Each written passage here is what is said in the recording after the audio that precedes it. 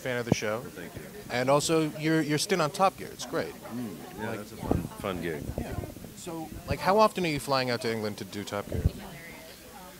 I go back in a couple of weeks. I just got back. I was just in Norway, northern France, Italy. We had the whole track at Imola to myself, which was fun. Driving the new 812 super fast Ferrari, 800 horsepower, front engine, badass. It was fun, yeah.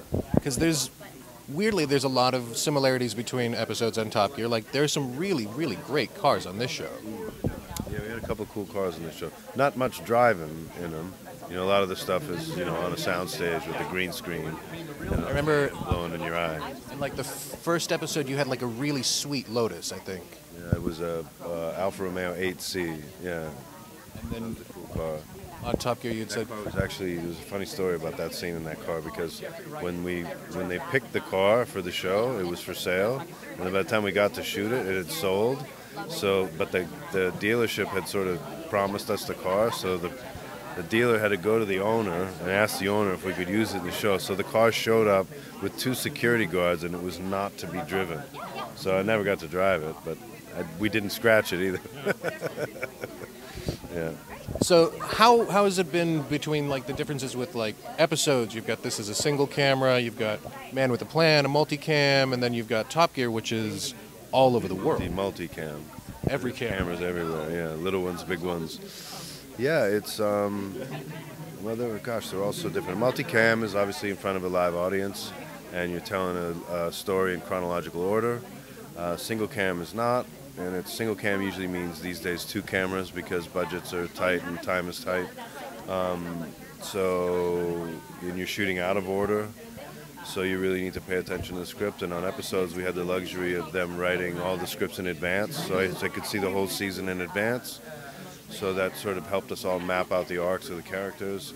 And Top Gear is, like a guerrilla warfare at times, and it's really fun. At times it doesn't feel like you're making a TV show at all.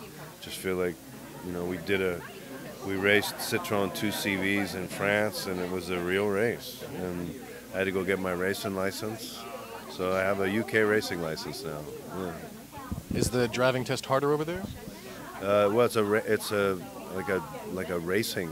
I took it at Thruxton, so you had to know all the flags. All the flags are a little different there.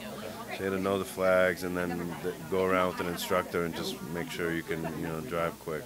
I passed, so that doesn't mean I'm going to win any races, but it means I got the license. So you can have some fun at Silverstone, I guess. Yeah. We haven't been on Silverstone yet. We've been to a few nice tracks, but not there. And then, so is there any like improv going on with this show? Or is it just so like tight? Yeah, with episodes. There's no improv at all. We could pitch ideas to them, but it is all very, very tightly scripted. They're so smart. I can't say enough great things about the writing on this show. It's spectacular. How do you feel about the box? Yeah, they need a squeegee.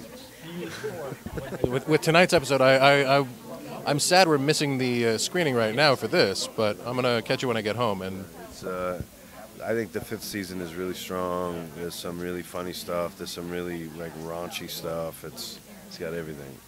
There's some really sort of heartfelt stuff. There's some shockingly self-absorbed stuff. There's all kinds of great things. I love how like fun you are with the character, with you, but it's not quite you. Like I was just rewatching some episodes today where your accountant died, and everybody found out that he'd been screwing out your money, and like you lost $32 million. You still have 31.5, but you lost 32. Yeah, that was fun. And Steven was great. Steven and Tamsin are good, and Kathleen and Michelle. The whole cast is just fantastic. Yeah, we have a really, really, really good time. It's like I tell people it's like Entourage for smart people. There you go. But nice to talk with you, Matt. Cool.